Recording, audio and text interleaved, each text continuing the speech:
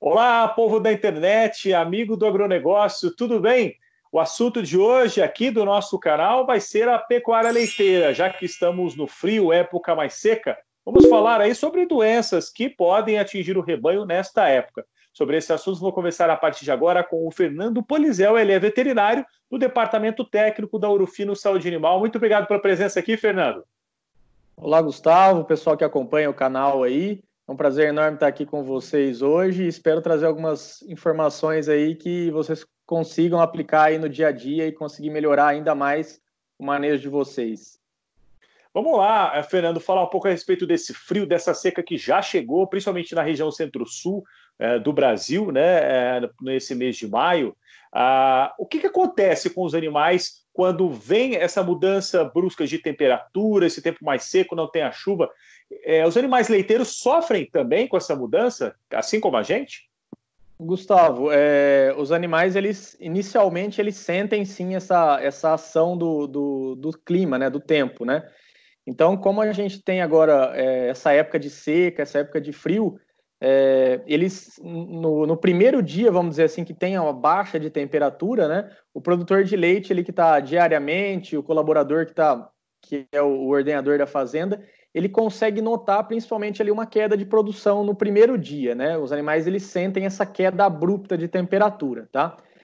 Porém, os animais em produção, nós temos que lembrar que são raças leiteiras, né? São raças holandesas, então, como o próprio nome já diz, são raças provenientes da Europa, então são animais que eles gostam e se adaptam bem a esse clima. Então, o que vocês vão ver nesse momento, tá? Animais que eles vão ingerir um pouco mais de alimentos, assim como nós, então nós humanos, nós sentimos às vezes um pouco mais de fome nesse momento aí de frio, tá gastando mais né? energia para manter o corpo, né? Exatamente, Gustavo. Os animais também, como tem um metabolismo mais acelerado que o nosso ainda, talvez eles aumentem um pouco a ingestão de alimentos nesse momento.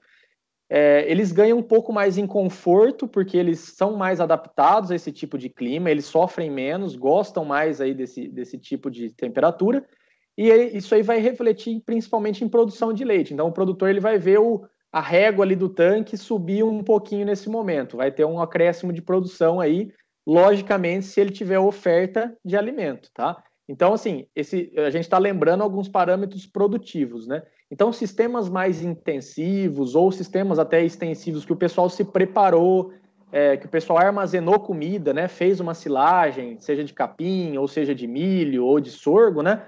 O pessoal que armazenou nesse momento aí, ele vai ter alimento para fornecer para o rebanho. Agora, o pessoal que depende um pouco de pasto, aí talvez não consiga ter esse aumento de produção, porque como a gente tem menos chuva, né? Menos água nesse momento, menores índices pluviométricos, teoricamente a gente tem aí também menos oferta de capim. Então, o pessoal que depende um pouco do sistema de pastagem, aí não vai conseguir ter aí uma boa produtividade, vai faltar um pouco de alimento. Por isso que é importante armazenar para esse momento da seca.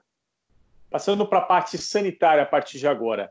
A gente tem durante todo o ano, né, as principais doenças, a gente conversava até há pouco, né, fora da gravação, como as principais doenças na pecuária leiteira, a mastite e o casco. Nessa época, a mastite e o casco dão uma folga, e qual que é a doença principal que acaba surgindo? Gustavo, são doenças que a gente pode encontrar ao longo do ano, né? O rebanho leiteiro ele sofre, né, com doenças aí de janeiro a dezembro, praticamente.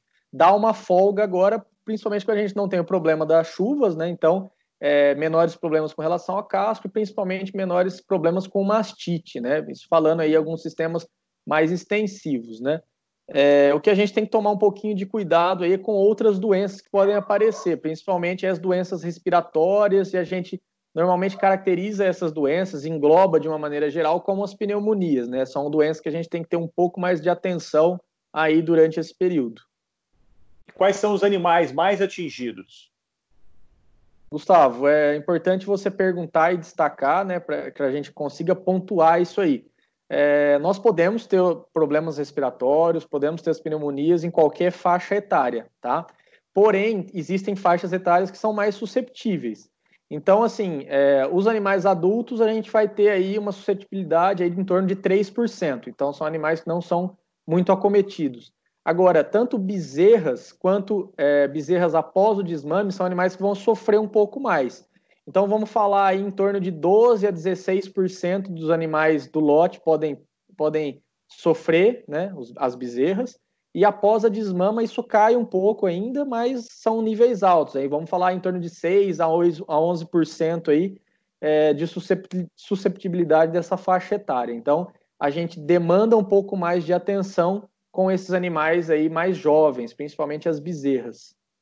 É fácil identificar quando o animal está com uma pneumonia, com uma doença respiratória?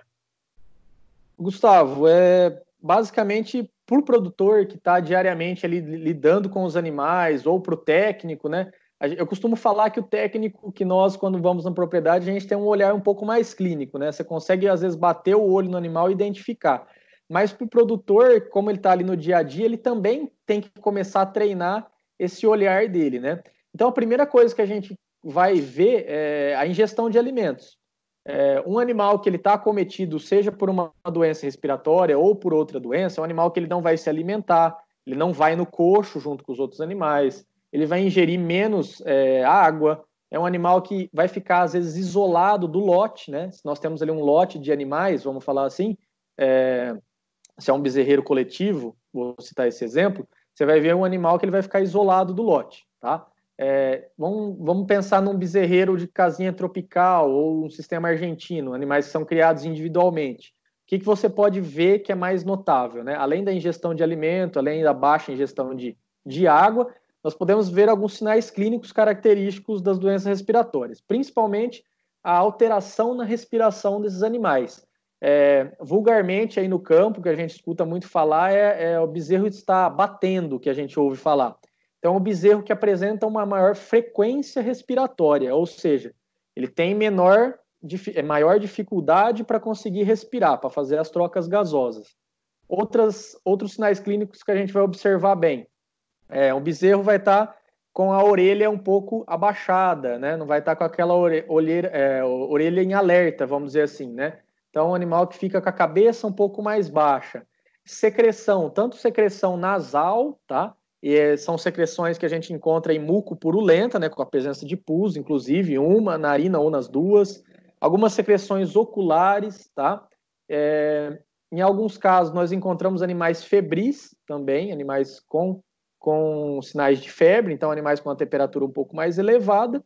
E à medida que essa doença ela evolui, ou em casos mais graves, nós podemos até observar animais com o pescoço um pouco esticado, tá? Com uma dificuldade ainda maior para respirar e até com a boca um pouco aberta, língua de fora. Então, são alguns sinais aí que a gente pode observar, tanto para bezerros aí, quanto até para animais adultos. E adultos, lembrando, principalmente a queda de produção, que a primeira coisa que o produtor, que o ordenhador nota esse animal teve uma queda de produção, algo está errado. Então, liga-se aí um alerta, né? Talvez um pouco mais fácil ser notado no dia a dia, né?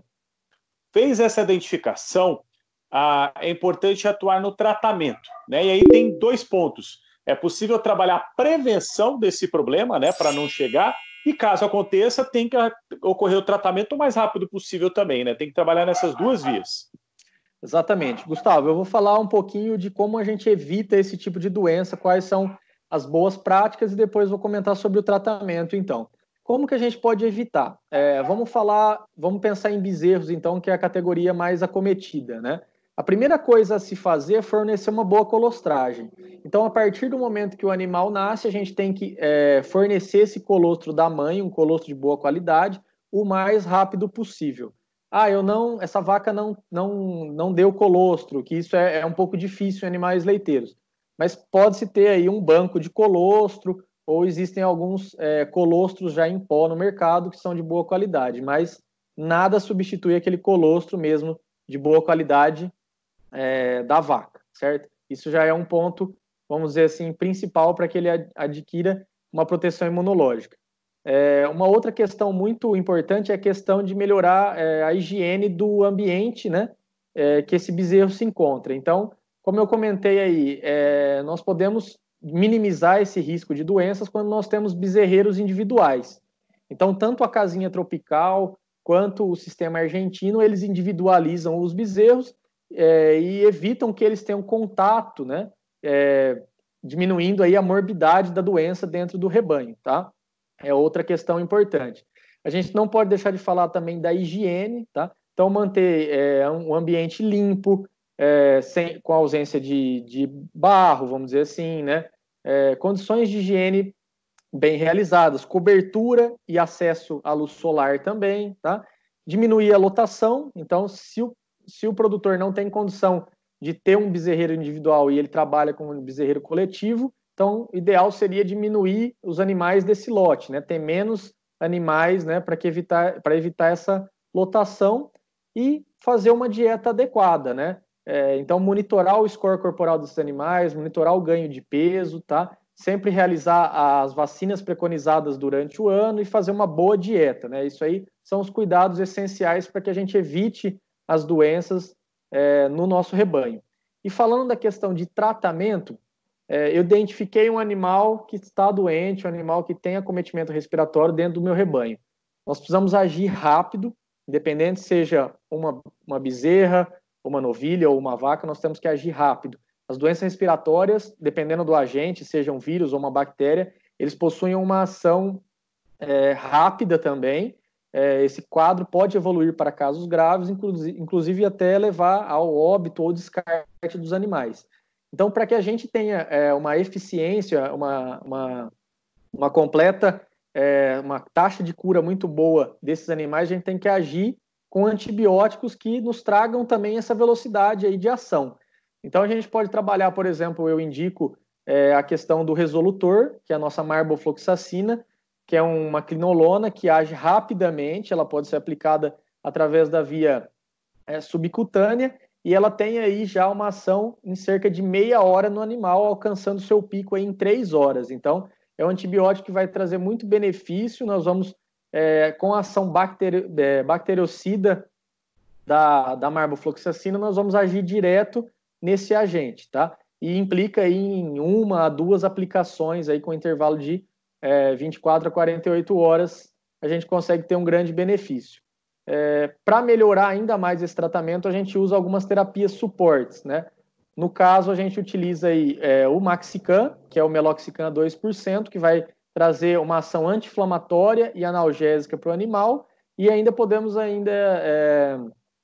utilizar o Finador, que é a nossa dipirona, que vai trazer que é um antitérmico, que vai trazer um benefício para o animal, vai dar uma melhor condição junto com o Meloxicam, né, junto com o Maxicam, para que esse animal ele volte a se alimentar, para que ele tenha uma boa condição, né, de sair ali daquela questão de anorexia, de letargia, para que ele volte, então, a desenvolver suas atividades normalmente e consiga aí se alimentar. Então, são algumas saídas aí que a gente tem para melhorar e instituir rapidamente o tratamento para que os animais voltem a produzir ou voltem às suas atividades, né? Fernando, para a gente concluir agora, né, tudo isso que a gente comentou a respeito de identificação, tratamento, a prevenção, né, é importante sempre estar acompanhando o técnico, né? Se tem alguma dúvida, pode entrar até em contato com a equipe da Ouro Fino, o seu veterinário, o veterinário da cooperativa ou da revenda agropecuária, para ele realmente identificar, caso tenha alguma dúvida, e eliminar esse problema. Porque o que o produtor mais quer, com certeza, é ver ali aquele leite, né, jorrando ali da vaca, né? Quando está na parte de produção. Então, ele não quer perder 1 litro de leite hoje, custa muito, né, para o produtor. Muito, então, é Gustavo. importante ter todo esse cuidado, né, para a gente fechar tudo isso, junto com o acompanhamento técnico sempre que possível. Gustavo, é justamente esse ponto aí que é importante. Qualquer dúvida que o produtor tenha, a gente tem várias informações de bula, todos os medicamentos que eu citei aí, tanto o Resolutor quanto o Maxicam, o Finador, né, são medicamentos da Ouro Fino, que são indicados para esse tipo de afecção, tá? Todos eles, essas informações que eu citei, estão na bula do medicamento. Qualquer dúvida que o produtor tenha, nós temos também nosso time de campo, nossos consultores que estão em todo o território nacional. Qualquer dúvida, nós também temos o saque da empresa, o aplicativo, o site da Ouro Fino. Então, assim, informação não falta. E o produtor ele tem que estar sempre com acompanhamento de um médico veterinário. Então, é o que a gente sempre fala, é essencial a presença desse profissional na propriedade. Qualquer dúvida que ele tenha com relação à identificação da doença, procure um profissional. Esse profissional ele vai instituir aí o melhor tratamento, o melhor direcionamento para que o produtor tenha sucesso aí e não tenha prejuízos com relação ao descarte de leite ou até o descarte de animais. Beleza, muito obrigado pela presença aqui no canal, Fernando, e até a próxima. Gustavo, eu que agradeço aí e estamos sempre à disposição aí. Parabenizo você pelo canal aí, pelas informações que você traz aos produtores. É sempre importante ter jornalistas, ter pessoas que fomentam aí cada vez mais a informação, é a chave para a gente conseguir bons índices produtivos aí para os produtores rurais. Valeu, até mais. Um abraço, obrigado.